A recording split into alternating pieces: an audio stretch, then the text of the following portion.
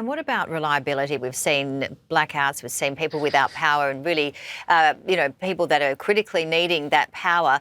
Meta, for example, yesterday announced what they call a landmark agreement, and that is to increase their reliability of the electricity grid. And it included AI. They had agreements with Constellation Energy, and they're now joining forces with Vistra, Oklo and TerraPower, which of course is Bill Gates' organisation. So we're seeing huge advancements with places like Meta or companies.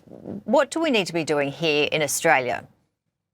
Yeah, well, good question, Janie. I mean, we're seeing a lot more demand for energy. We know data centers, we know AI. It's going to be a huge industry growing enormously, but they're huge users of power, of electricity, and a lot needs to be generated for them. And, I just reiterate, Janie, that we are the only country in the top 20 economies in the world. We are the only one that isn't building, relying, or have a future around some sort of nuclear capability. And why? Because nuclear is very reliable. It's on 24/7. Doesn't matter if the sun's not shining or the wind's not blowing. Very reliable source of power. And of course, emission free. So every other country, major economy in the world is building it or relying on it or has some access to it, except apparently we don't need to do it, according to Prime Minister Albanese and Energy Minister Chris Bowen. I think they're playing Russian roulette. We've had brownouts and stuff just in the last few days in Victoria.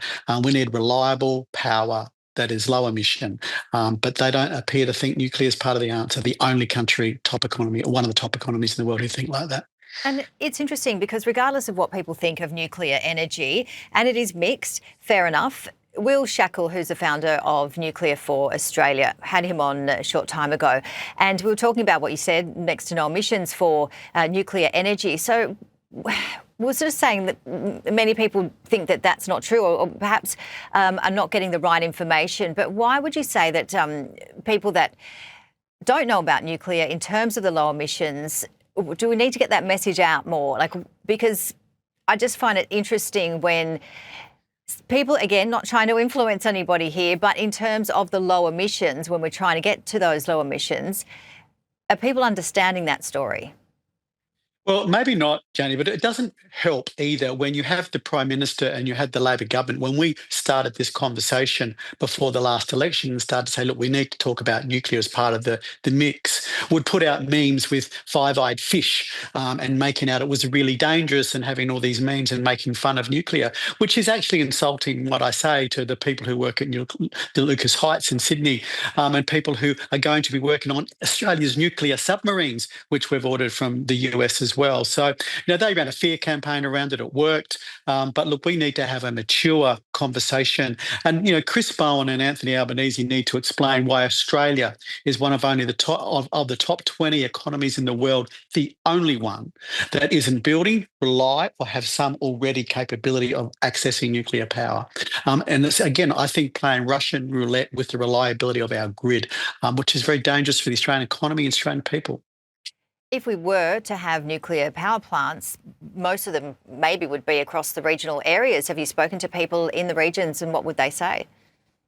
Well, look, we saw, and again, before the last election, Janie, we took our proposal, our policy to the Australian public, and there were 7 sites identified around regional Australia about where those, because the idea at that stage was to put some nuclear power stations where existing coal-fired power stations were. Now, why would you do that?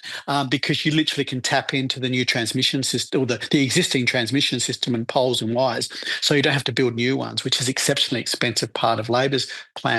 Now, the communities that, they were going into, I know 4 or 5 of them were in coalition-held seats, and most of those MPs had swings to them or certainly didn't have swings away from them where those nuclear power stations were proposed. So, those communities are often educated around, energy. If you've got a power station in your community, you're very educated around it, you understand it. So maybe they had more understanding of what the proposal was, but there was no big pushback about where those proposed stations would have gone. The arguments have been, though, haven't they, that the expense, the time, and we have enough solar and other renewables. Yeah, but Jenny, solar and wind, while we like them and we put a lot of them into the grid when we're in government, they're not 24/7 reliable, and battery technology isn't there to sustain it when the light, when the wind isn't blowing and the sun isn't shining. So that's one of the big issues, it's the reliability of it. And Labor's plan too, because they're not putting generation capacity near where it is now, have to build new transmission and poles and wires, and that is a huge multi-billion-dollar cost, which will go to the consumer. I mean, when people say solar's free, it's not, because you're going to have to build a whole new transmission system, and that will be charged to the consumer for all the poles and wires and all the transmission systems. Tens of billions of dollars of that will have to be built. We didn't even talk about data centres as well, which is another time for later maybe, but Kevin Hogan, thank you so much. Thanks, Jane.